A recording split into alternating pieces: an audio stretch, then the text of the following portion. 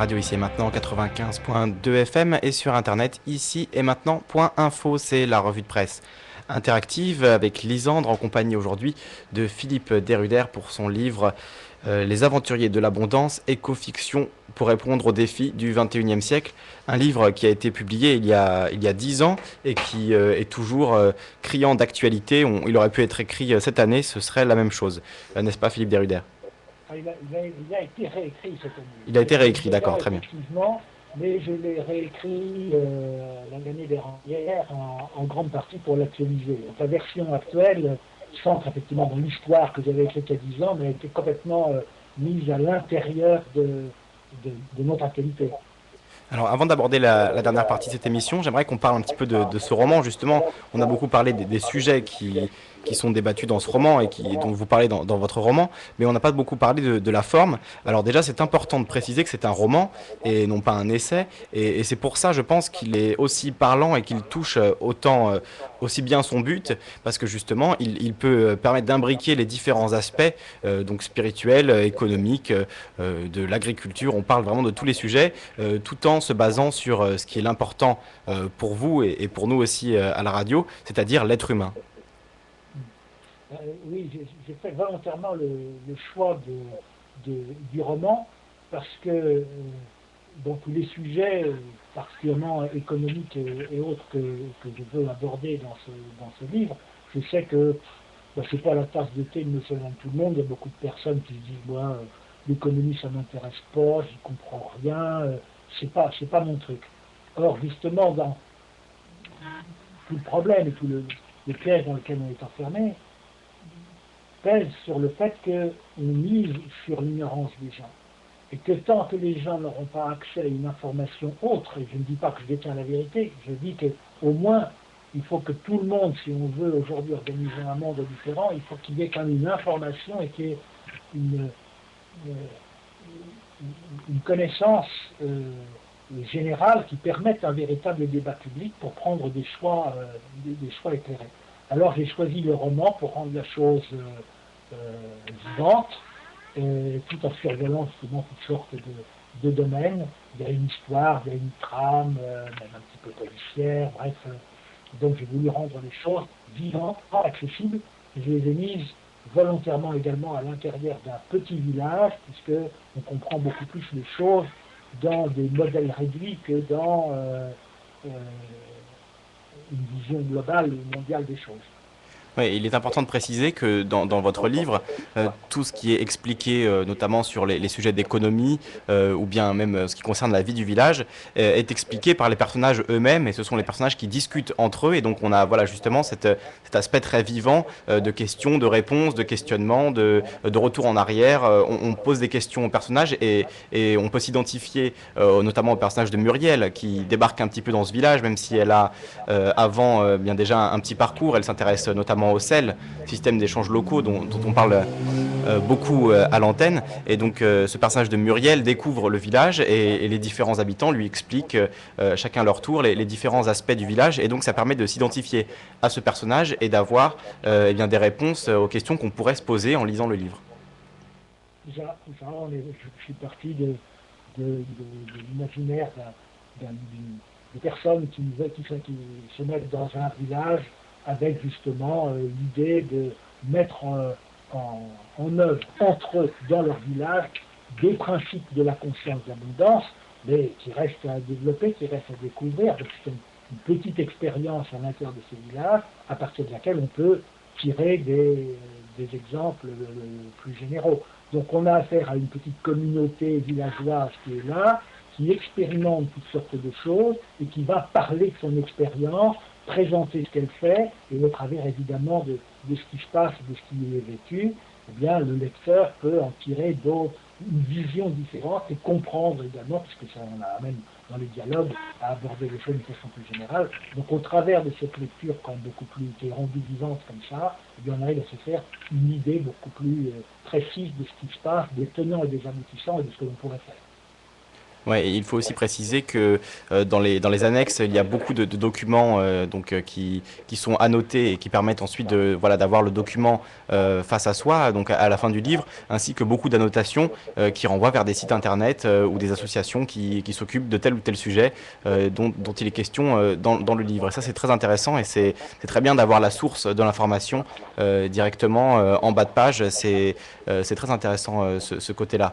Et pour revenir Oui, donc déjà, sur... il y a le double Oui. aspect, parce qu'effectivement, l'histoire se veut conviviale, sympathique et vivante, mais elle s'ancre dans une réalité qui est la nôtre, donc, au-delà de la fiction de notre réalité, et donc je veux raccorder l'histoire pour ceux qui veulent fouiller les questions, je les renvoie à toutes sortes de sites internet ou de lecture ou de développement d'informations que je mets en annexe pour montrer que ce qui est dit dans l'histoire s'ancre dans une réalité et qu'il y a de l'information qui peuvent atteindre, si je veux fouiller, des questions plus spécifiques. Alors abordons maintenant la vie du village elle-même et donc toutes les idées qui sont mises en application par cette petite communauté. Alors déjà, première question, est-ce qu'un système tel que celui de ce village pourrait être appliqué à plus grande échelle? On entend souvent dire que seule une petite échelle peut permettre de voir vivre ce genre de communauté. Je pense que ça peut être vécu à une plus grande échelle. Euh, il n'y a pas raison. Il y a il vaut mieux partir d'une petite échelle et de s'étendre plutôt que de vouloir toucher tout le monde au départ, puisque là, on se heurte à des problèmes justement d'évolution et de position des uns et des autres qui peuvent se poser. C'est tout le problème justement de la question du débat démocratique dès qu'on s'adresse à un ensemble euh, de personnes, de millions de personnes.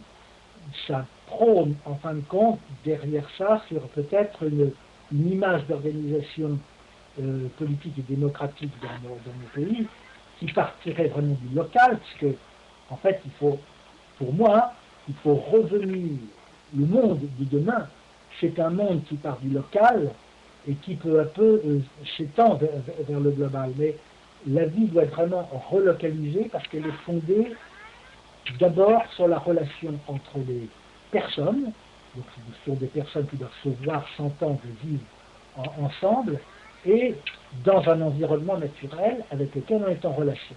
Il n'y a que dans la prise en considération des spécificités de ce local que l'on peut avoir une véritable connaissance précise des besoins de ce local qui peut être complètement différent d'un autre local qui se situe à 50 km ou à 15 km de là. Donc il faut véritablement partir d'une organisation locale, mais une organisation locale qui n'est pas centrée sur elle-même, mais qui va s'organiser en synergie avec les autres, c'est-à-dire que ce que je fais, ce que je décide dans ma localité doit être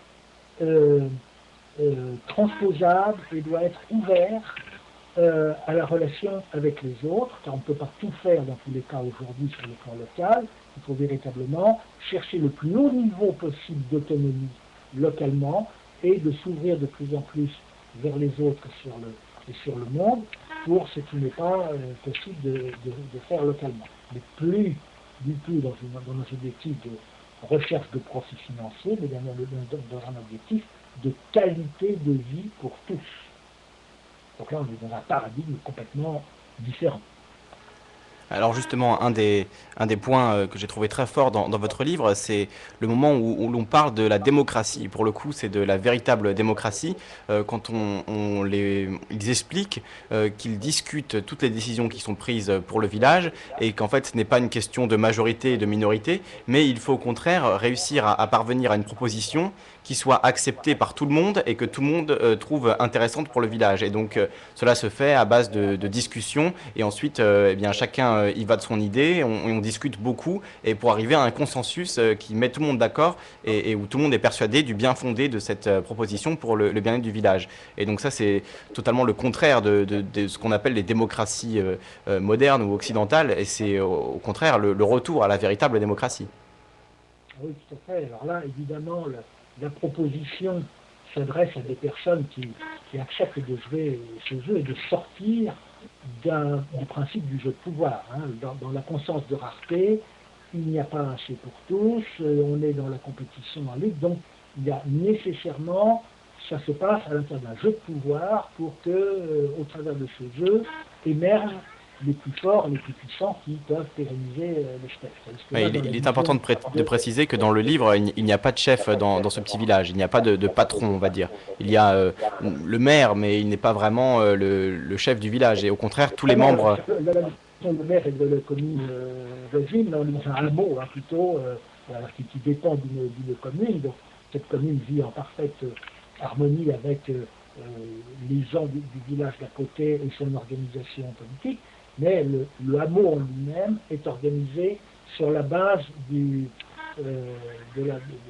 système de décision dit sociocratique. Alors, ce que je décris dans le livre n'est pas du tout une fiction, c'est quelque chose qui existe, c'est quelque chose qui est mis en œuvre, ou du moins dans des tentatives de mise en œuvre dans certaines entreprises, dans certaines associations. Bref, c'est pour moi un mode de décision qui est visionnaire et qui est en même temps, lui, justement, ancré dans la coopération. Dans mon vécu d'entreprise et dans ce que je vois aujourd'hui dans le monde, on est effectivement dans le jeu, dans un jeu de pouvoir où il faut avoir la majorité.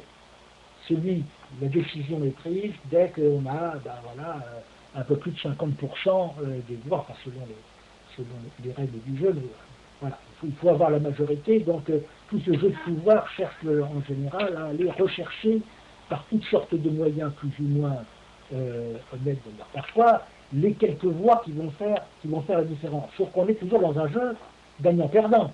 Ça y est, j'ai gagné, tout le monde est content, on fait la fête pendant que l'autre moitié a perdu et attend sa revanche. Donc on est toujours dans un climat de lutte, un climat revanchard, un climat où il faut à tout prix démontrer que l'autre a tort, quitte à même accélérer un peu le processus pour lui faire quelques petits croche-pieds pour avoir le pouvoir la prochaine fois. Bref, là, on est dans un système extrêmement pervers qui n'est pas constructif, qui n'est pas respectueux de l'ensemble, parce qu'on sait bien que voilà, pendant que les vainqueurs sont là, les vaincus pensent leur plaie. Donc on ne peut pas imaginer un monde heureux, pérenne, sur ce genre de base. Il est important de concevoir que le monde demain, même si on a quelques années ou quelques décennies d'apprentissage, doit pouvoir s'ancrer sur une autre logique, et la logique justement de la coopération et d'une décision collective. Et la sociocratie, ce processus de sociocratique, pose en principe quelque chose de très intéressant. Ça m'a mis en lumière que dans nos organisations, particulièrement dans l'entreprise, les problèmes viennent très souvent de ce que les décisions, donc le pouvoir décisionnel, appartient en même temps au pouvoir exécutif. Donc la confusion du pouvoir, qui est le patron et éventuellement le directoire et sa hiérarchie, qui décide quelque chose, qui tâche de faire passer l'idée le mieux possible dans l'entreprise ou au sein d'un autre sphère de décision. Et puis, quand la décision est prise, alors voilà, on a présenté le projet, on voit qu'il faut avoir la majorité. La décision est votée, mais souvent sur des critères totalement autres, c'est qu'on ne veut pas se faire mal voir d'un tel, on n'est pas vraiment d'accord avec, mais on n'ose pas le dire parce qu'il va y avoir des conséquences. Bref, on est dans un jeu terrible qui conduit à faire croire qu'on est d'accord, donc il y a une décision qui est prise, on légitimise l'action après sur le fait qu'il y a eu une décision, mais où en fait, on est en crise permanente parce que ceux qui ont dit qu'ils étaient d'accord ou ceux qui ont été exclus du truc vont être dans la résistance, peut-être passive ou résistance plus expresse, mais dans tous les cas, on est toujours dans deux dynamiques opposées. Il y en a qui tirent, d'autres qui retiennent. Enfin bref, c'est un jeu où on perd une énergie et une intelligence considérable. Alors que dans la sociocratie, on dit le pouvoir exécutif n'aura que pour mission d'exécuter ce qui aura été préalablement décidé, mais véritablement là, collectivement. Et comment peut-on avoir un choix collectif qui soit un véritable choix collectif et pas une mascarade? Eh bien, en obtenant l'adhésion à la proposition par levée progressive des objections. Alors là, on n'est pas dans un débat d'idées où on dit moi je ne suis pas d'accord parce que votre truc ça ne marchera pas parce que, etc. Non, il y a une proposition, donc tout part d'une proposition au départ, une proposition écrite et circonstanciée, et on va demander au groupe qui a une objection. Et à l'intérieur de ce groupe, alors une objection, c'est pas une opposition, c'est pour dire oh, vous n'y croyez pas, votre machin, ça ne marchera jamais. Ça, ce n'est pas une objection. Une objection, c'est une limite, soit personnelle, soit collective, qu'une personne peut voir et qu'elle va exprimer. Et dire voilà, j'ai bien compris que, mais moi je me sens mal avec tel aspect des choses parce que le risque pour moi c'est de cela, ou parce que le risque pour le groupe c'est de ceci, de cela. Bref, une objection apporte toujours un éclairage nouveau qui va permettre d'enrichir la proposition. Donc chacun, section, vont pouvoir exprimer cette objection sans débat d'idées.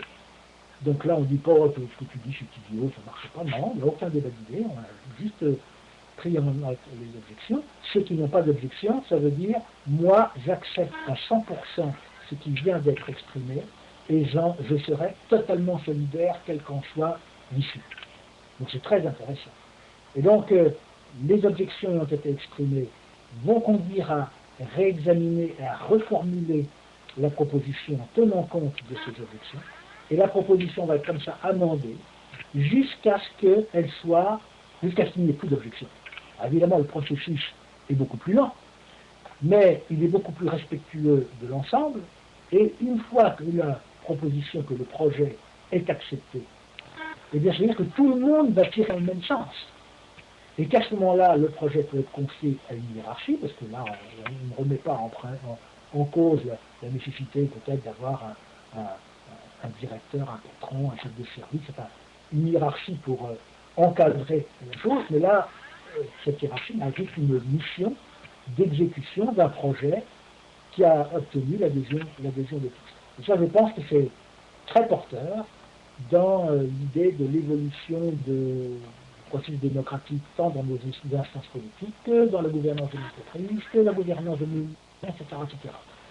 Pas facile, parce que ça ne peut que s'accompagner nécessairement d'une évolution, puisque là, c'est donner, en fin de compte, ça va donner un pouvoir, c'est donner le pouvoir à une minorité. Je peux toujours dire, ben voilà, moi j'ai une objection, puis faire en sorte que le projet ne peut jamais être adopté, je serai toujours en objection. Donc là, ça présuppose qu'il y a une acceptation tacite de ne jamais rester campé sur une objection. Il y a dans ce débat une évolution et une ouverture de chacun et de tous. Mais donc, non pas dans l'abandon, on n'est pas dans un marchandage où j'accepte d'abandonner telle idée parce que j'ai tel autre intérêt. Mais on n'est pas dans un marchandage, on est dans la construction et dans l'enrichissement d'un projet initial jusqu'à ce qu'il devienne l'expression de ce que chacun voulait y apporter. Très bien, donc coopération plutôt que compétition, complémentarité plutôt que opposition permanente. Donc on a bien compris ce système de sociocratie et c'est effectivement très intéressant comme sujet. Et pour continuer sur donc la prise de conscience et un changement de conscience possible, il est souligné plusieurs fois dans votre livre que un des points centraux, un des points centraux, ce seront l'éducation et l'instruction. Notamment. Alors, comment mettre en place cette éducation et cette instruction à grande échelle pour que, dès tout jeune, les enfants soient bercés par cette conscience d'abondance et non plus élevés dans la crainte et dans la conscience de rareté? Oui, juste avant d'aborder ce point, vous avez noté tout à l'heure encore une fois la compétition, parce que tout notre monde marche aujourd'hui sur la valeur supérieure de la compétition. Rendons-nous compte, quand même, si on regarde notre environnement, combien d'intelligence, combien de compétences de personnes extrêmement valables sur toutes sortes de domaines sont utilisées uniquement pour servir des intérêts particuliers, parfois très discutables, Et donc, on utilise l'intelligence humaine dans la recherche particulièrement, enfin, dans toutes sortes de domaines, et peut-être que la recherche en est un bel exemple, où on va voir que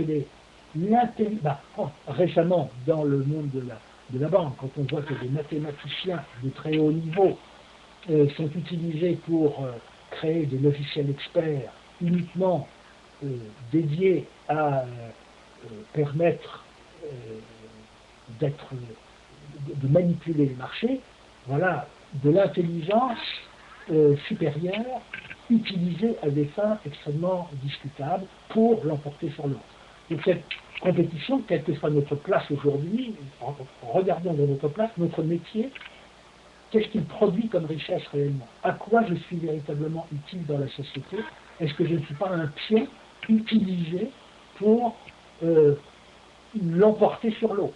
Je suis un petit soldat qui est utilisé pour que mon entreprise ou que ma société l'emporte sur l'autre. Donc là, on est justement dans un moule terrible et un moule éducatif et culturel absolument terrible. Comme je l'ai mentionné tout à l'heure, c'est porté même en valeur supérieure dans le traité de Lisbonne. Et c'est quelque chose que l'on va connaître dès notre plus jeune âge à l'école. Et aujourd'hui, avec les meilleures intentions qui soient des parents, les parents connaissant la difficulté de trouver un emploi dans notre monde, dans ce monde qui devient de plus en plus élitiste, eh bien, les uns et les autres, nous sommes portés à vouloir faire de nos enfants des petits savants le plus tôt possible, pour qu'ils aient demain les plus gros diplômes, les plus grosses formations qui leur donneront peut-être la chance d'avoir un emploi ou une place dans la société où ils pourront au moins s'en sortir. Donc on reste complètement enfermé dans cette logique, c'est-à-dire les réformes qui sont prévues par l'État actuellement visent l'élitisme, mettre en compétition les différentes écoles, les universités. On voit véritablement qu'on joue, on est enfermé actuellement dans cette notion de compétition et d'élitisme, et que le monde que l'on voit pour demain, c'est le monde où seule l'élite pourra s'en sortir. Ça ne veut pas dire pour autant qu'on mettra la base dans des camps de travail, mais ça veut dire que là-bas, ceux qui ne participeront pas à cette élite seront utilisés, soit totalement marginalisés, soit utilisés à de basses besognes avec des conditions de vie extrêmement précaires. Donc on a une vision terrible du monde de demain qui n'est pas officiellement décrite comme ça, mais c'est cette toile de fond qui est en train, cette fresque qui est en train d'être peinte. Alors évidemment, dans cette conscience d'abondance qui est fondée sur la confiance en la vie, tout est là pour que chacun puisse s'épanouir dans l'existence, dans le respect de sa culture, de ses croyances, de son évolution. Eh bien, pour moi, le système éducatif de demain, c'est un système où on va chercher à détecter le plus tôt possible les spécificités et les talents de chaque être humain. Je parle du principe que chaque être humain, là je me base sur mon expérience personnelle bien sûr, mais chaque être humain a une place véritablement spécifique dans sa propre vie. Il ne vient pas ici sur cette terre comme ça, par hasard, avec pour simple destinée de s'en sortir le mieux possible.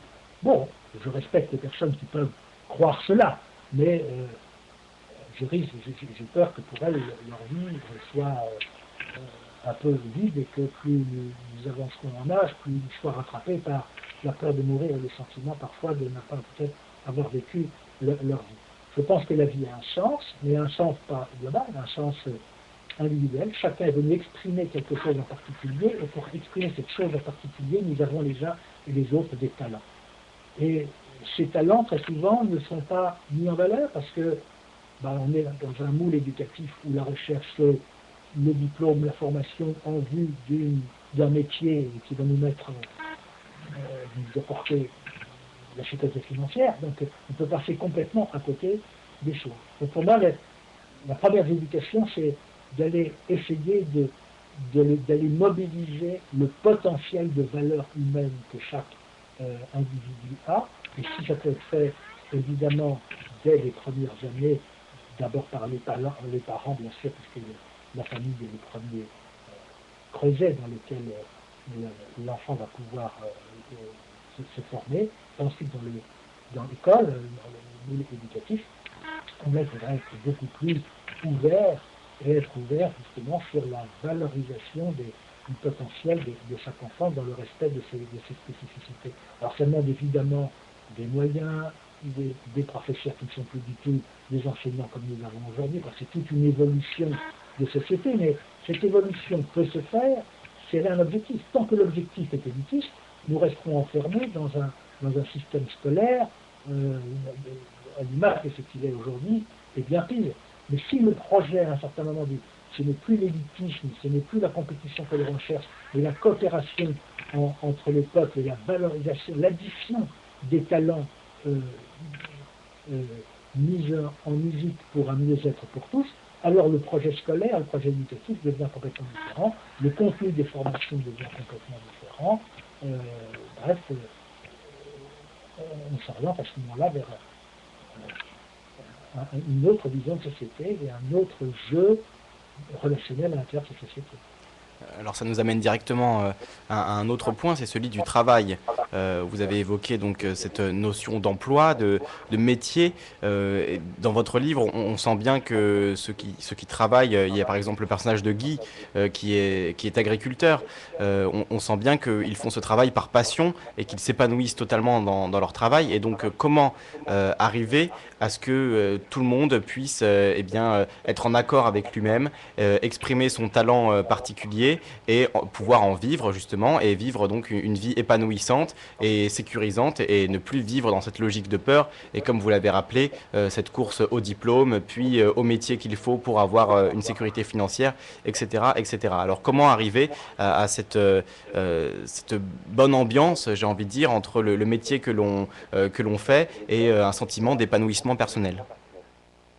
Alors là encore, vous soulignez le travail, la définition du travail que nous avons actuellement est une définition enfermée par la conscience de rareté. Quand je suis dans un environnement de rareté, quand il n'y a pas assez pour tous pour survivre, il est normal que le travail reconnu soit le travail productif. Si c'est peut-être chanter et peut-être un très beau chanteur, mais je suis désolé, il y a le champ de patates à retourner parce que demain, c'est pas avec la chanson qu'on va pouvoir vivre. Donc la logique est tournée complètement vers la production de ce qui permettra la survie. Mais aujourd'hui, puisque je le mentionnais tout à l'heure, ce n'est plus la question de la production qui est le problème de la société moderne. Aujourd'hui, le travail ne devrait plus être limité à la notion très restrictive du travail productif. Quand je dis travail productif, le travail tel qu'il est conçu aujourd'hui, la définition qui enferme le travail, c'est l'activité rémunérée. Donc celle qui mérite une rémunération. Et donc qu'est-ce qui mérite une rémunération? C'est toujours le travail qui parle du travail marchand, ce qui est achetable, vendable, qui répond à un besoin marchand de la part de la société. Mais que ce soit le travail du parent au foyer dans le cadre d'éducation de ses enfants, ou que ce soit le travail fourni par les millions de personnes qui passent des heures et des heures au sein de leurs associations, que ce soit à vocation humanitaire ou autre, il y a un travail considérable, des talents considérables qui sont exprimés et qui permettent aujourd'hui encore à la vie d'être supportable, eh bien ce travail-là n'est absolument pas considéré, car il n'est pas rémunéré, il ne rentre pas dans le PIB, et donc il ne compte pour rien. Donc dans notre système économique et dans notre organisation de société, nous avons quelque chose qui est absolument effarant, nous avons des millions, il y a plus de 200 millions de chômeurs sur la planète, donc des personnes qui ont dit, écoutez, voilà, vous restez là en marche, pour l'instant on n'a pas besoin de vous, peut-être que vous savez certaines choses, vous avez peut-être certains talents, mais ce sont des talents dont on n'a pas besoin, donc désolé, vous n'avez pas de place. Voilà. Alors qu'il y a des besoins, par ailleurs, il y a des besoins absolument considérables qui ne sont pas satisfaits. Donc on est vraiment dans cette contradiction où il y a plein de personnes qui sont marginalisées, qui sont inutilisées, des talents inutilisés. D'un autre côté, un champ de besoins qui n'est absolument pas satisfait. Tout ça parce que ça ne rentre pas dans la définition idéologique de l'activité, de la rentabilité, du profit et du travail rémunéré. Dans la logique d'abondance, à partir du moment où tout est là, où on sait, et ça c'est une grande victoire, c'est merveilleux, où on s'aperçoit qu'avec de moins en moins de travail productif, on arrive à produire plus qu'autrefois, mais donc on n'est pas, je ne suis pas du tout dans la recherche du plus, et vous l'avez bien compris, mais donc on sait que demain, dès aujourd'hui, si on le veut, on pourrait organiser l'outil de production pour satisfaire les besoins de tous, et il nous resterait encore plein de main-d'œuvre et de talents disponibles. Donc ça doit conduire à avoir une redéfinition complète du travail qui passerait de la notion de travail classique à la notion d'activité épanouissante. C'est-à-dire qu'elle est utiliser et valoriser l'être humain dans son potentiel de talent, parce que ce potentiel de talent offert à la société permettrait de contribuer à la vie, alors que pour le moment, on est encore enfermé dans l'obligation de gagner sa vie. On voit bien notre société, combien elle valorise les gens qui réussissent et qui sont utiles dans le moule économique actuel. Donc il y a ceux qui réussissent et qui amassent des fortunes considérables. Et puis à côté de ça, il y a des personnes dont les talents ne sont pas utiles au système. Elles ont des talents mais ne sont pas utiles. Elles sont marginalisées, paupérisées, dans un monde disloqué. Alors que on pourrait aujourd'hui, avec les talents, avec les connaissances, avec les technologies que nous avons, en utilisant véritablement, en harmonisant et en mettant en musique dans cet état de coopération tous les talents des êtres humains, alors là on aurait vraiment les conditions idéales pour créer un espace de vie mondial épanouissant pour tous et de suffisance pour tous, à condition d'être guidé par qu'est-ce que la planète peut soutenir en termes de production vivrière, je dirais, production pour satisfaire nos besoins matériels. Alors pour se libérer de cette obligation de gagner sa vie, vous avez pensé, alors je ne sais pas si vous êtes le père de cette idée, mais à cette idée du revenu d'abondance, du revenu d'existence, pardon, donc qui s'inscrit totalement dans la conscience d'abondance. Est-ce que vous pouvez nous en dire un petit peu plus sur ce revenu d'existence?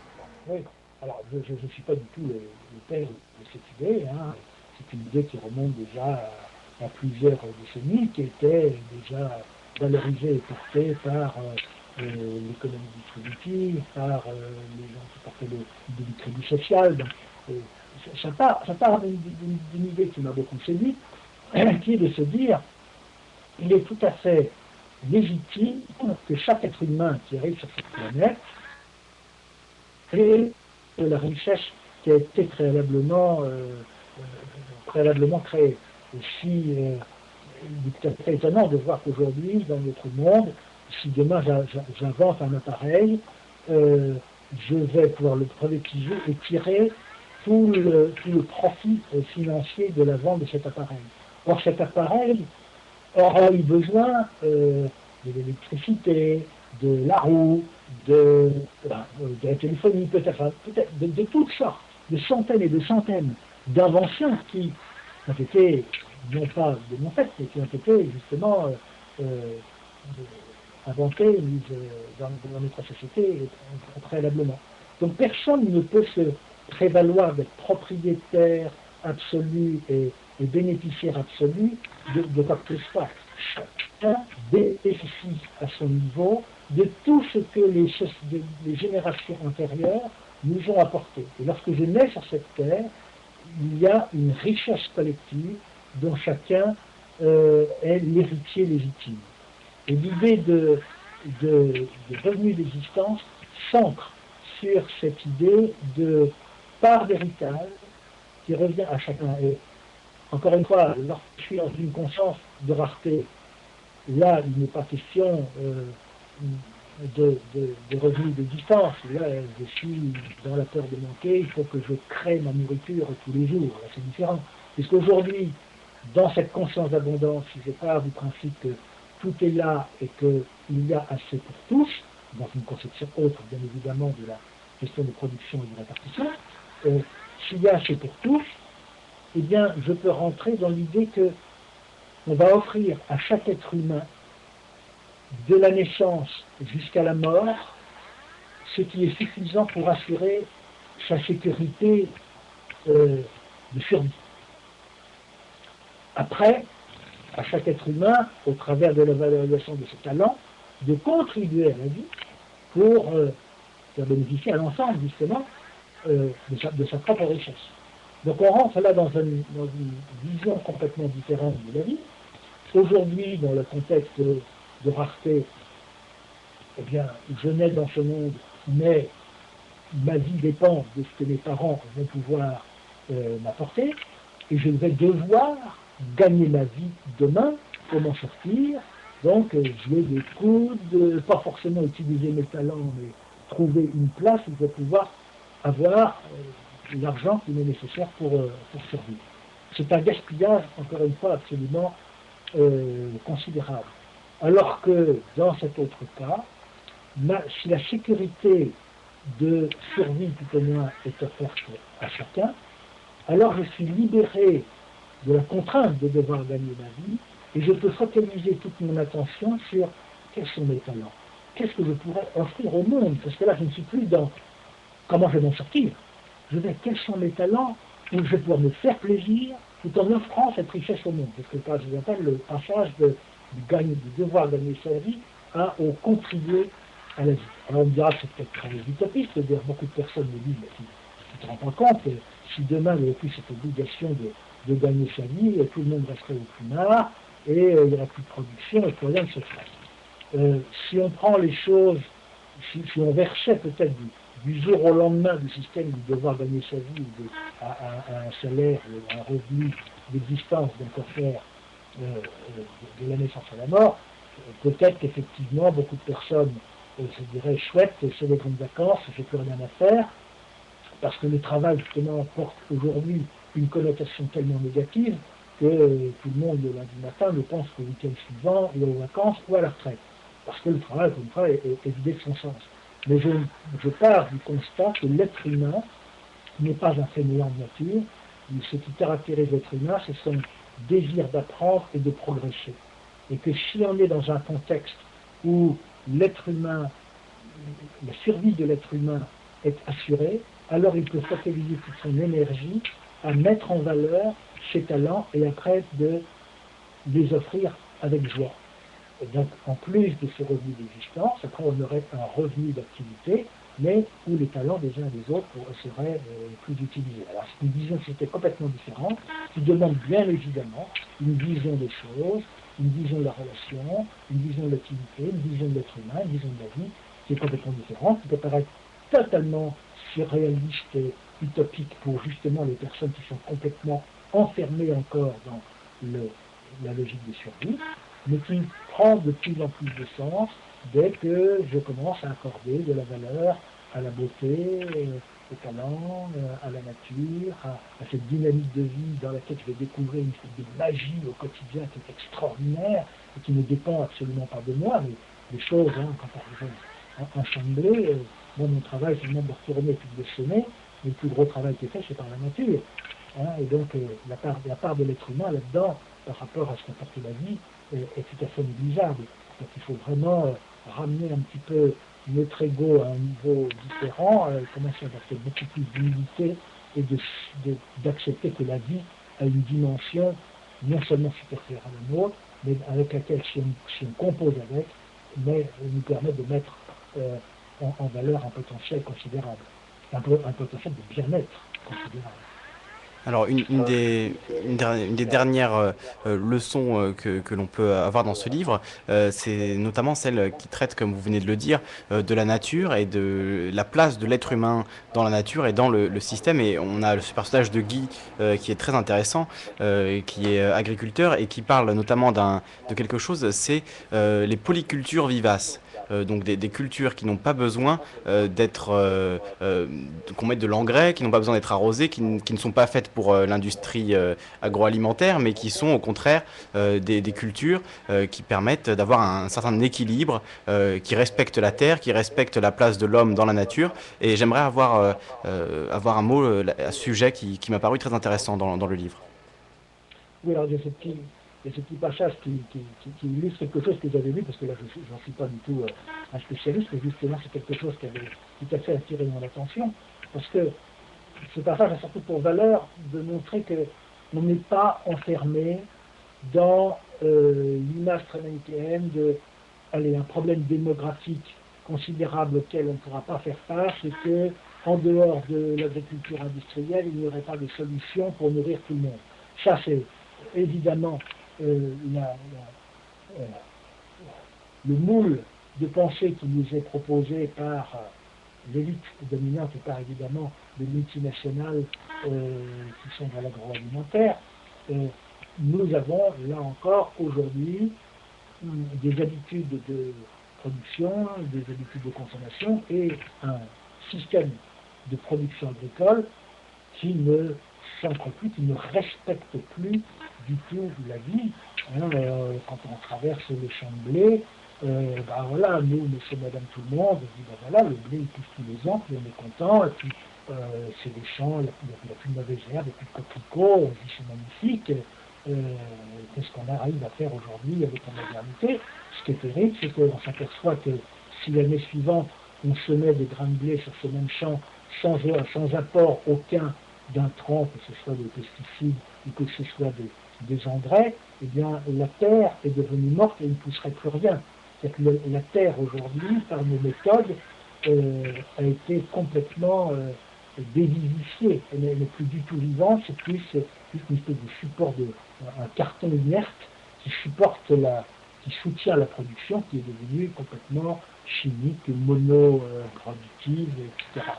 Alors, ce petit passage sur une réflexion sur a-t-on besoin de labourer les champs? Parce que on sait aujourd'hui que le labourage fait que la croûte, la superficie de terre arable diminue de plus en plus au surface de la terre. Oui, il y a notamment cette petite anecdote d'un Amérindien, indien d'Amérique, qui regarde un colon labourer son champ, et une fois que le colon a labouré tout son champ, l'Amérindien lui dit tu as mis la terre à l'envers.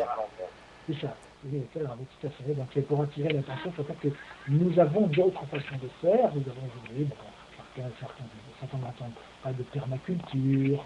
Beaucoup de personnes commencent à développer leur potager sans retourner la terre, mais au contraire en enrichissant peu à peu la terre par des engrais verts naturels, qui vont faire que cette terre est plus noble, de plus en plus vivante, et où on a des productions qui, certes, n'ont peut-être pas en quantité brute les mêmes résultats que l'agriculture productive, mais qui en valeur nutritive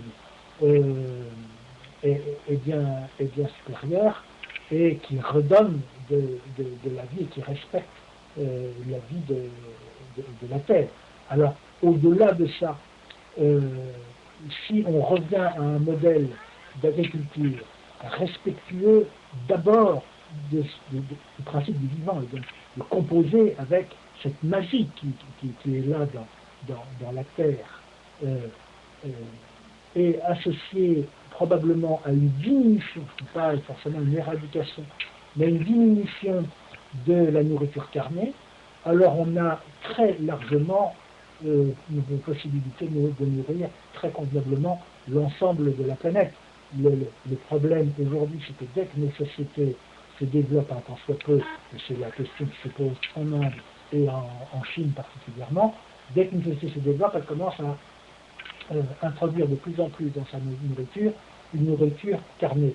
Or, pour avoir une calorie alimentaire en viande, il faut 6 calories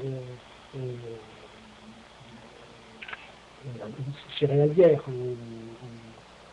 Donc, en fait, il faut une surface de terre bien supérieure pour pouvoir obtenir l'équivalent nutritif avec une nourriture carnée. Donc sans pour autant éradiquer qu'on devienne tous végétariens, il y a un petit passage du livre qui en parle. Il n'est pas question de supprimer complètement la nourriture carnée, il est question de se dire, tiens, la Terre, cette planète Terre, avec les surfaces qui sont disponibles, dans des méthodes respectueuses de la vie qui ne considèrent plus la Terre uniquement comme un simple substrat inerte sur lequel on fait pousser des choses avec des produits chimiques. Des produits chimiques d'ailleurs qui peuvent très bien disparaître parce que plus le pétrole disparaîtra, plus on sera confronté à cette problématique. Donc revenir à des méthodes beaucoup plus naturelles d'agriculture et en contenance, en limitant le niveau de carbone, il y aurait tout à fait de quoi nourrir tout le monde de façon tout à fait saine. Philippe Deruder, avant que nous n'accueillions les auditeurs de la radio, puisqu'il nous reste environ 45 minutes à passer ensemble, est-ce qu'il y a un sujet que nous n'aurions pas traité sur lequel vous aimeriez revenir? Il y a certainement des sujets que nous n'avons pas traités.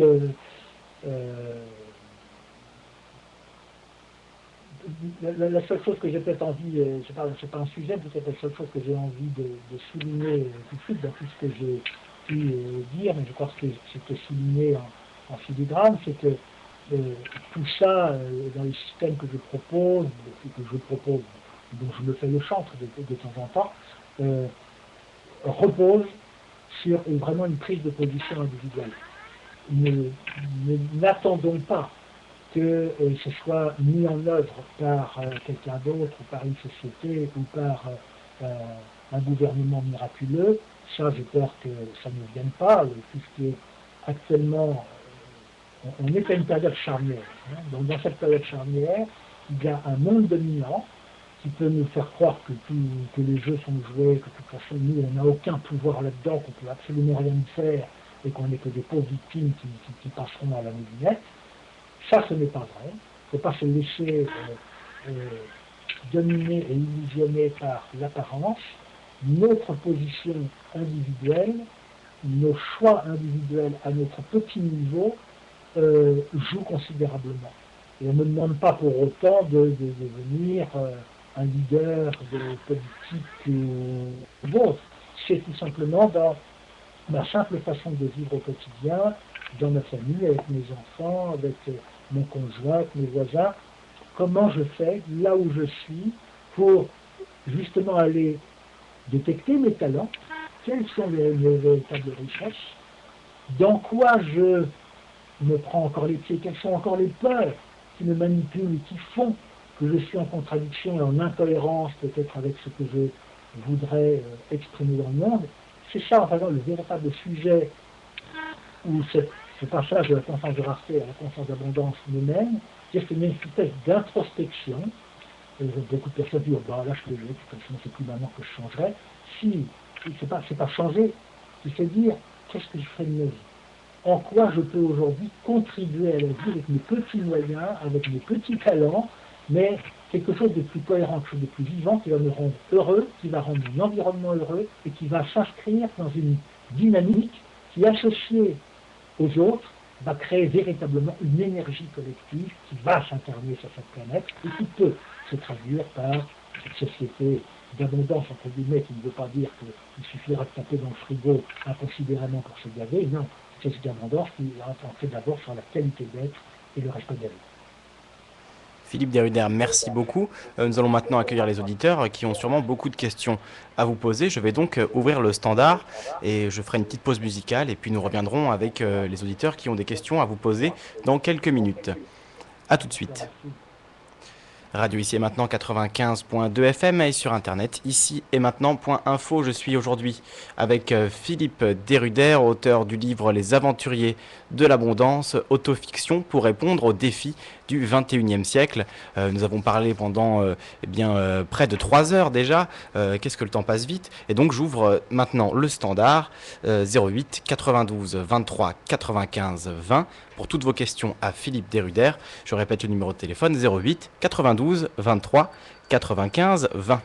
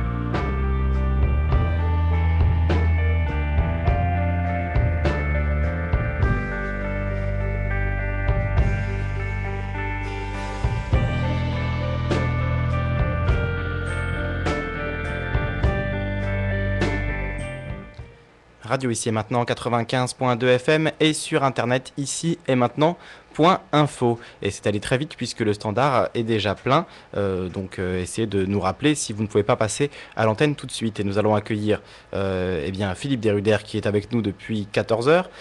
Nous revoilà Philippe Desrudères. Donc je rappelle auteur du livre Les Aventuriers de l'Abondance, éco-fiction pour répondre aux défis du 21e siècle. Je montre le livre à la caméra comme à la télé, vous pouvez le voir sur le site internet. Voilà, et nous allons accueillir tout de suite Paul qui a une question. Bonjour à toi Paul. Bonjour à Philippe Desrudères. Bonjour. Il me reçoit? Oui, il t'entend. J'ai pas le retour de sa part. Et tu peux y aller Paul, il t'entend. Ok. Donc, en fait, Lysandre, contrairement à ce que tu viens de dire, je n'ai pas de questions. On n'en a pas parlé au moment où tu m'as pris à l'antenne. Voilà, j'ai juste un propos, un témoignage à faire, en fait, un hommage à faire à propos de Karma One, qui est passé sur l'antenne de Radio Ici et Maintenant au fil des années passées.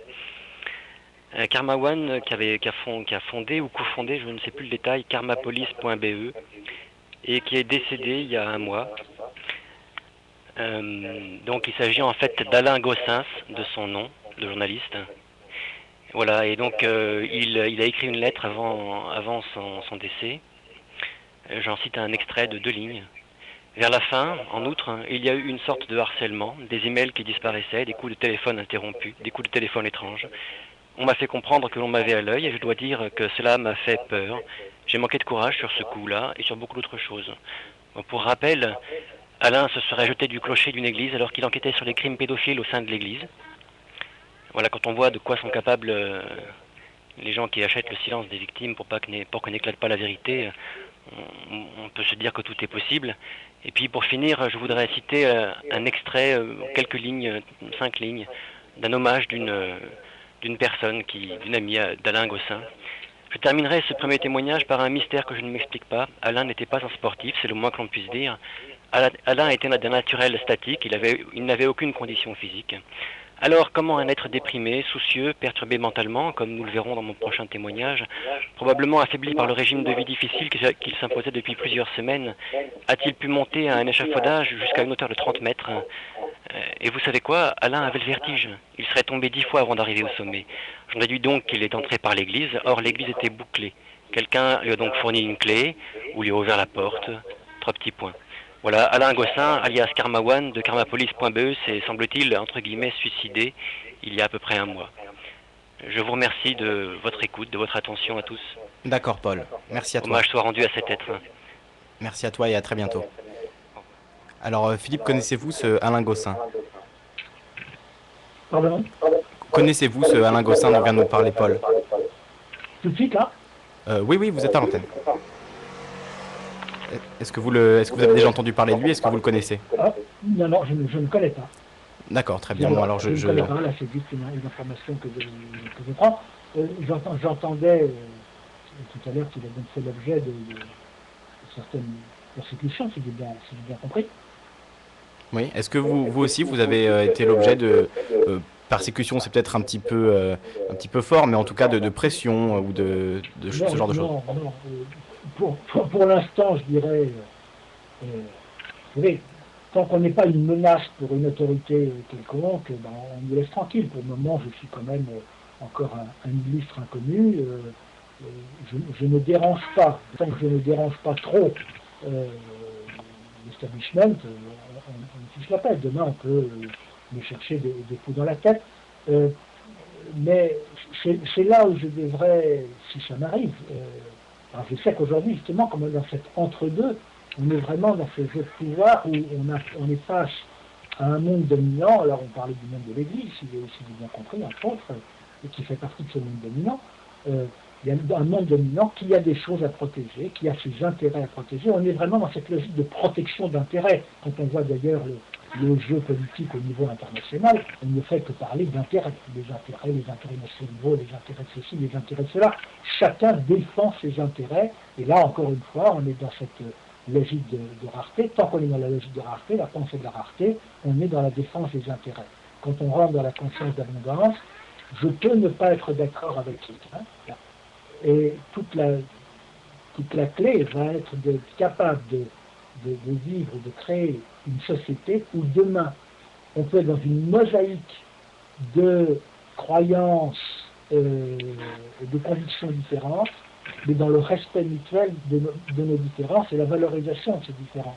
Donc ce sera de trouver comment je peux, moi, dans le respect de ce que je crois juste, ne pas gêner l'autre et inversement, c'est dans un respect mutuel, plutôt que de voir dans la différence de l'autre l'ennemi qu'il faut abattre.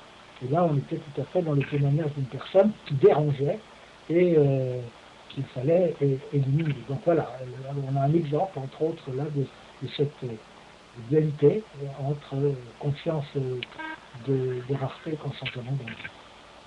Nous allons accueillir René à l'antenne. Juste avant, je vais rappeler que nous sommes en direct sur Radio Ici et Maintenant avec Philippe Deruder, qui est l'auteur d'un livre, Les Aventuriers de l'Abondance, écofiction pour répondre aux défis du XXIe siècle. C'est édité aux éditions Yves Michel et ça coûte 17 €. Voilà, nous allons accueillir René. Bonjour René. Je précise que mon audition ici est assez hachée. J'ai un peu de difficulté à entendre. D'accord, très bien. Alors on va demander aux auditeurs d'essayer de s'exprimer le plus clairement possible. René, est-ce que tu es là? Non, René n'est pas là. Alors on va passer à Miklos. Bonjour Miklos. Oui, bonjour. Bonjour. Monsieur Deruder parlait de la concurrence libre et non faussée.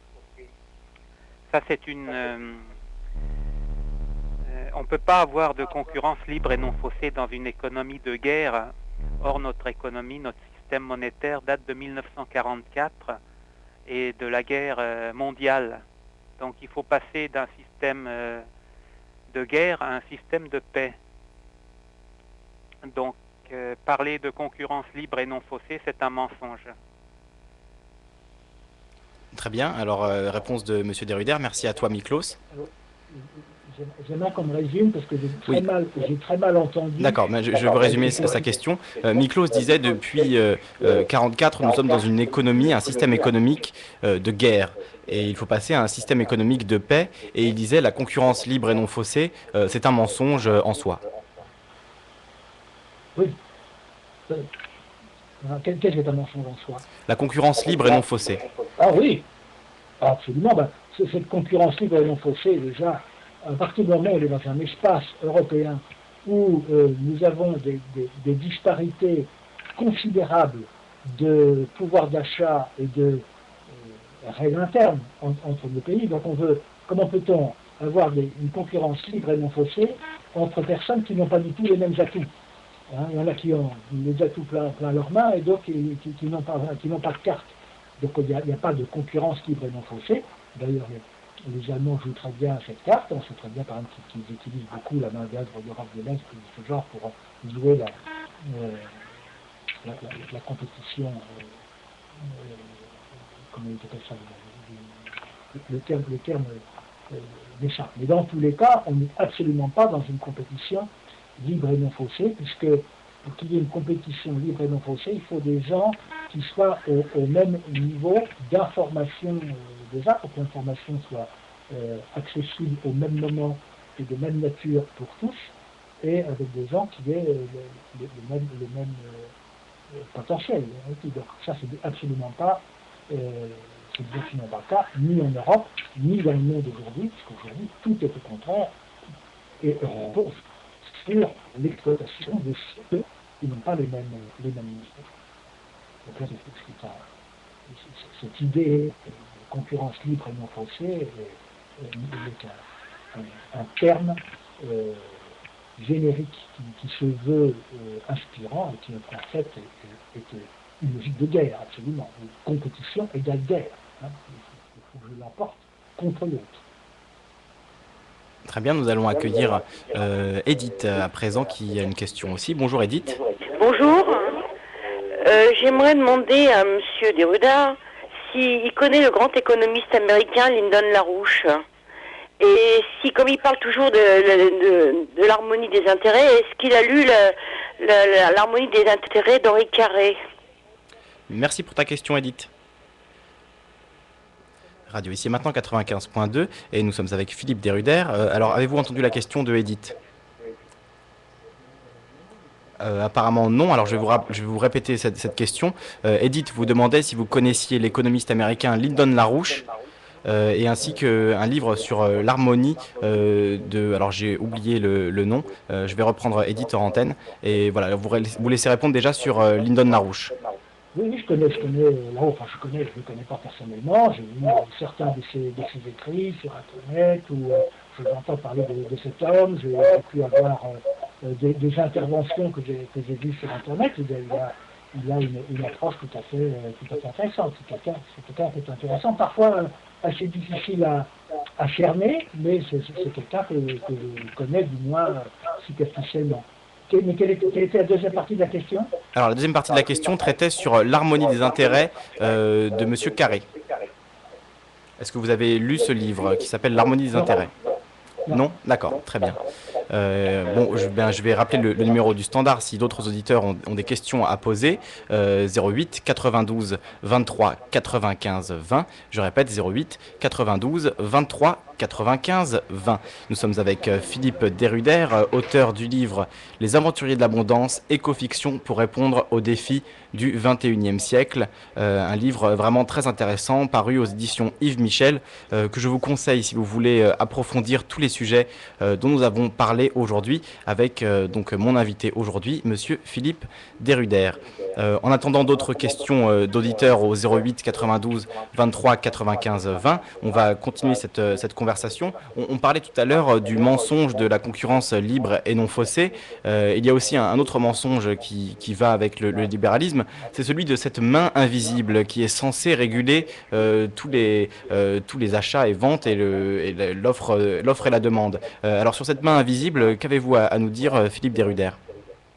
Oui, alors ça aussi, c'est complètement idéologique, puisque ça pose en principe que les marchés, donc entendons les personnes qui sont en train de chercher à satisfaire leurs besoins, les marchés s'équilibrent automatiquement par le jeu de l'offre et de la demande, et que le prix des choses est le résultat de ce jeu de l'offre et de la demande. Si un produit existe mais qui ne correspond pas à un besoin et qu'il n'est pas demandé, eh bien son prix s'effondre et voire ce produit disparaît. Si au contraire un produit est relativement rare et qu'il est extrêmement demandé, son prix va augmenter. Donc tout part du principe que c'est l'offre et la demande qui s'exercent dans la société et qu'il suffit pour que tout marche bien de laisser faire cette autorégulation des marchés. Alors là, on est dans ce qu'on appelle le néolibéralisme pur et dur, qui pose en principe, là aussi, que si ça ne marche pas, si on a des crises dans notre monde, c'est justement parce que les États, les gouvernements, par leur intervention, ne laissent pas faire l'autorégulation des marchés. Donc là, on reporte toute la responsabilité de ce qui ne marche pas sur l'intervention des États en leur disant arrêtez de troubler le jeu, laissez faire le marché et tout s'autorégulera au mieux des intérêts de tout le monde.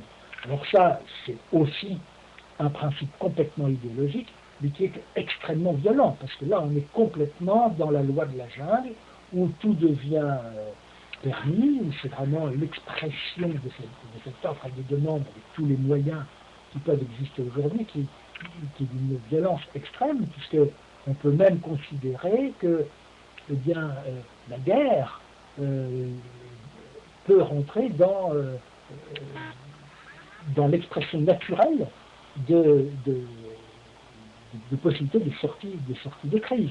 Hein, si on arrive à une situation où il faut en arriver à une certaine violence, une certaine destruction pour rétablir un équilibre, eh bien, il faut laisser faire. Donc voilà, on est dans ce mythe et malheureusement, c'est notre élite mondiale obéit à cette idéologie aujourd'hui, avec cette volonté que l'on voit délibérer, se dérouler malheureusement année après année, entre autres dans notre pays, où on démantèle de plus en plus tout environnement, des systèmes de protection sociale, pour privatiser de plus en plus. Hein. Donc on est signataire de l'OMC. Et dans l'OMC, il y a une règle de volonté de privatisation de plus en plus de nos sociétés.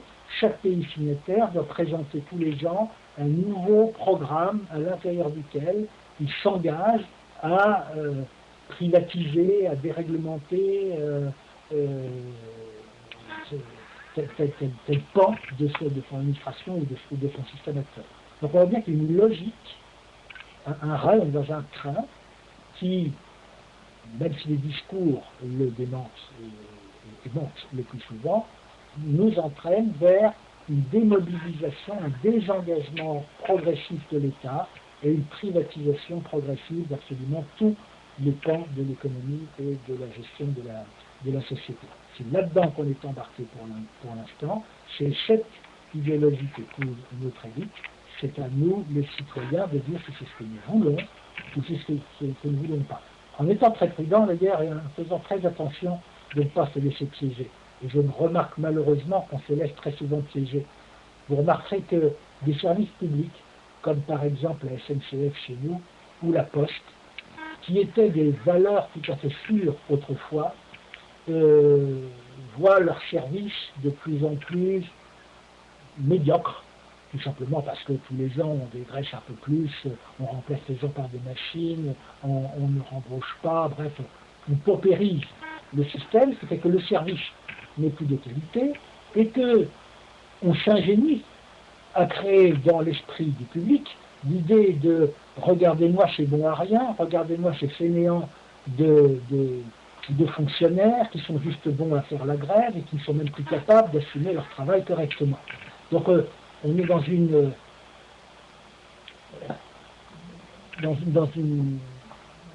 un film où on va commencer d'abord par créer une image très dévalorisée de la population dont on veut se débarrasser, afin que lorsqu'on s'en débarrassera ou lorsque des mesures seront prises pour réformer telle ou telle chose, ce pan, ce secteur de la société ou cette population qui sera visée n'est plus le soutien de la population.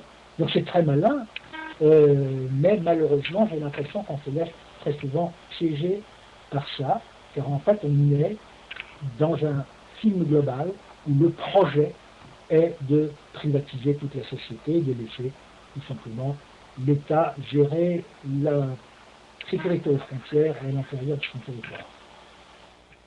C'est gravissime, parce que là on rentre vraiment dans un système justement de loi de la jungle, d'élitisme, de compétition, d'exclusion sociale, enfin bref. C'est ça qu'il faut avoir comme image globale des choses et ne pas se laisser piéger par l'apparence des choses qui est magnifiquement instrumentalisée par les politiques et mise en image par les médias. Philippe Desruder, nous allons accueillir James qui a une question. Bonjour James. Bonjour Lisandre. Juste avant que tu poses ta question, James, je vais rappeler le numéro du standard pour les auditeurs qui auraient eux aussi des questions. C'est le 08 92 23 95 20. James, c'est à toi. Monsieur Philippe Desruder, je vais essayer d'articuler. Vous n'imaginez pas le bonheur que j'ai eu à vous entendre là depuis 14 heures, parce que j'avais entendu André Jacques Holbeck, avec lequel vous avez fait les 10 plus gros mensonges. J'avais lu un livre, je crois que c'est de vous, l'écologie racontée à ma fille. Mais là, vous entendre parler, c'était quand même indispensable, parce que vos propos sont passionnants. Ma question est peut-être un peu longue, mais donc votre roman, je vais me le procurer vite fait, Les Aventuriers de l'Abondance. Version remaniée, vous avez dit, hein, je crois que peut-être il vaut mieux, puisqu'il date de 10 ans, je crois. Hein. Alors, vous êtes dans le beau Canada. Oui, j'habite en partie au Québec. Oui. Bon, écoutez, peut-être comme je n'ai pas posé de questions, je pense que quand même, toutes ces intelligences dont vous parliez de Giscard et les autres, tout ça, ils doivent s'apercevoir de l'erreur qu'ils ont faite, mais je crois qu'ils sont dominés par la peur. Et également, ils se sont installés eux-mêmes dans un certain confort, vous voyez, que climatisation, voiture et tout. Et ils ne vont pas vouloir reconnaître leurs erreurs. Alors, évidemment, on peut craindre qu'une solution de sortie soit la guerre. La guerre, les conflits. Et d'ailleurs, on le voit bien. On voit bien qu'il y a des conflits. Donc, votre roman, évidemment, je souscris tout à fait à ce que vous avez décrit sur l'éducation, sur le mode de gouvernement, etc. Mais je crois que ces élites, je parle des élites, hein, parce que le peuple a compris, en général, beaucoup, ils ont peur que ce que vous décrivez dans votre roman, on n'ait plus le temps. Donc, comment faire pour changer leur mentalité, pour qu'ils aient moins peur? Voilà, c'est ma question. Merci James, merci pour ta question et à très bientôt à l'antenne de Radio Ici et Maintenant. Je raccroche là. Oui, merci. Radio Ici et Maintenant 95.2, réponse de Philippe Desrudères. Il est probable que nos élites, plus on a de pouvoir et plus on a d'argent, plus on peut-être se raconte des histoires, et ça masque justement peut-être une peur absolument considérable à l'intérieur de soi, mais qui est masquée par le pouvoir et l'argent que l'on possède. Et s'ils ne reviennent pas sur leur position, c'est d'une part effectivement peut-être à cause de cette peur, mais c'est aussi très certainement par orgueil, parce que quand on a consacré sa vie, quand on était un homme public et qu'on a pris des décisions qui ont engagé quand même considérable, on n'est peut-être pas prêt à revenir aussi facilement sur ce qui pourrait nous être reproché. Donc là, on persiste et signe plutôt que de vouloir dire écoutez, je me suis trompé, et voilà. Mais il y a un aspect aussi peut-être des choses, alors là que j'ai pu toucher dans ma propre carrière, comme j'étais un homme d'affaires qui réussissait pas mal dans ses affaires. J'ai donc appartenu à un certain moment disons, un certain monde du pouvoir, pas le pouvoir politique à haut niveau et autres, tout simplement, vous savez, dans ce cercle où les êtres humains, leaders, dirigeants quelque part, sont en relation avec d'autres, on s'associe au travers de clubs et toutes sortes de choses. Et je me suis aperçu à cette époque on est enfermé dans des bulles. On parle des bulles spéculatives, mais aussi des bulles idéologiques ou des bulles très artificielles, où des gens qui ont une responsabilité sociale, moi j'avais aussi une responsabilité économique et sociale en tant que chef d'entreprise, eh bien, peu à peu, en étant en contact avec d'autres personnes qui étaient dans le même environnement que moi, se crée une espèce de vision personnelle de la vie et des choses, mais qui est de plus en plus sur son état d'or et sur ses prérogatives et ses privilèges et son pouvoir, est totalement déconnecté de la vraie vie, n'y comprend absolument plus rien et ne fait que dérouler ce qu'ils ont appris à l'ENA ou dans les grandes écoles et ne sont que des livres ouverts où ils essaient de trouver au travers des recettes toutes faites les solutions à nos problèmes qui n'ont rien de mécanique mais tout d'humain. Je vais rappeler le numéro du standard pour les auditeurs qui souhaiteraient poser leurs questions à Philippe Desrudères. Il nous reste moins de 10 minutes à passer ensemble. Alors, il va falloir vous dépêcher. Si vous voulez poser une question, c'est maintenant ou jamais. Le numéro de téléphone 08 92 23 95 20. Je répète, 08 92 23 95 20. Alors Philippe Desrudères, avant de terminer cette émission, j'aimerais qu'on parle d'un sujet qu'on n'a pas beaucoup abordé. On a beaucoup parlé de concret, de solutions, mais il y a un passage dans votre livre qui me paraît central et très important. C'est la place de l'être humain dans ce monde, le fait que nous soyons traversés d'énergie en permanence et que cette énergie est présente en nous et autour de nous, une énergie invisible, et donc de prendre conscience que l'homme n'est pas simplement un travailleur ou un chômeur ou ou quoi que ce soit d'autre. Il n'est pas un salaire ou une force de travail, mais il est aussi un être merveilleux qui prend une place très importante dans l'univers. Et votre livre fait prendre conscience de cela aussi, tout en parlant d'économie et de beaucoup d'autres sujets. Et donc j'aimerais vous entendre un petit peu sur cette notion de la beauté de l'être humain et la force de l'amour. Oui, Vaste c'est sujet. sûr que la vision que nous avons aujourd'hui de l'être humain était là aussi une vision très isolée et spécialisée pour beaucoup, et moi en premier, mais moi je suis encore un privilégié, je vais dire pourquoi. On se sent, la grande misère de l'être humain, c'est de se sentir séparé des autres, séparé d'inverse. Il y a moi, et puis le monde autour de moi, et avec cette impression que ce monde, je n'ai aucun moyen de l'appréhender véritablement, de le comprendre, de le contrôler, et j'ai plus, par l'expérience des choses, l'impression que ce monde m'est hostile, et que ça me poussait naturellement à chercher à manipuler ce monde, à le contrôler, à le dominer. Et quand je parle de monde, je parle de la matière, donc les ressources naturelles, et puis les êtres humains autour de moi, tellement j'ai peur de souffrir, de manquer, de mourir. Or, il y avait quelque chose que j'ai pu toucher rapidement, je dirais, dans ma jeunesse, puisque à cette époque, encore beaucoup de paysans en France.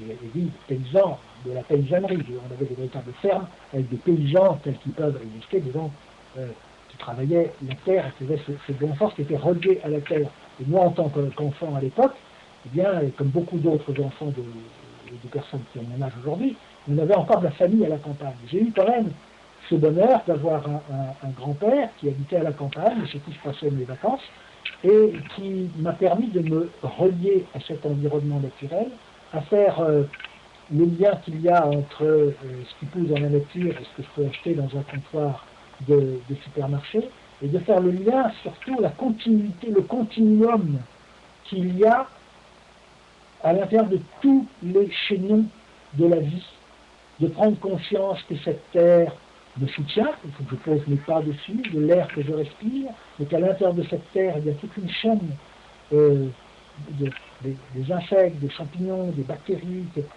que la moindre particule qui forme les pierres, qui forme l'eau, qui forme les arbres, qui forme les fleurs, tout dans la vie d'un station est un continuum qui s'épanouit et qui est en interaction les uns avec les autres.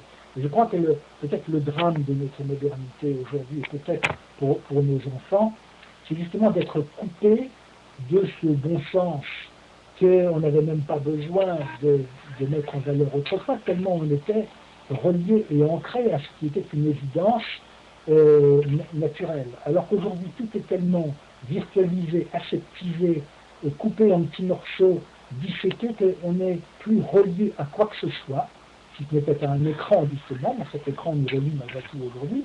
Mais donc, c'est une question de conscience, tout ça.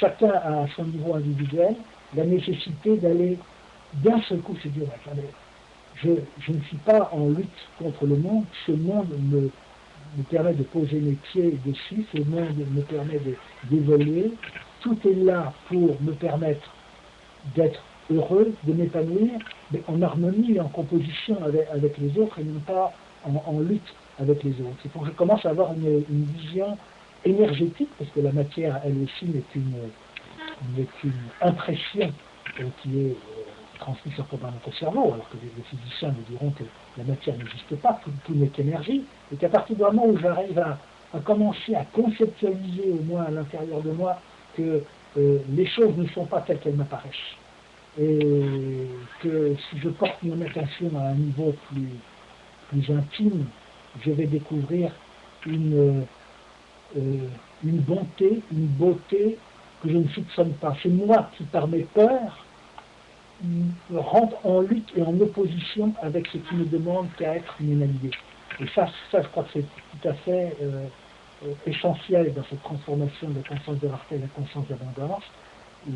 L'hostilité apparente que je peux voir chez les autres ou dans le monde n'est que le reflet de ma propre peur de les aborder, mes propres peurs de les comprendre. C'est le peur de l'inconnu.